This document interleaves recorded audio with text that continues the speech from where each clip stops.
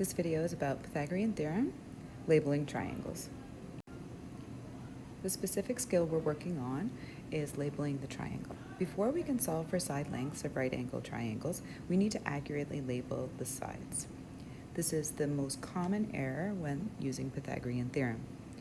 A and B will represent the legs or the short sides of the triangle, and C will represent the hypotenuse, the longest side, which is always opposite the right angle triangle.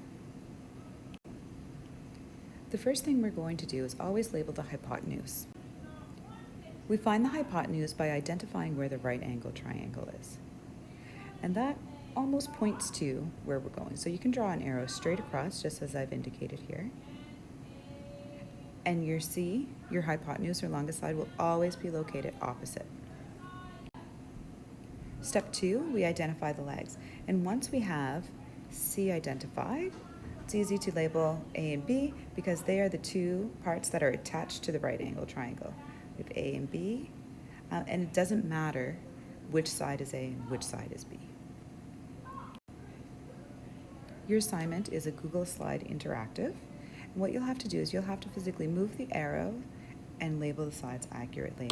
So you'll have to find the right angle, indicate where the opposite side is to find C, and then label A and B. And again, A and B doesn't matter as long as they're both touching that right angle.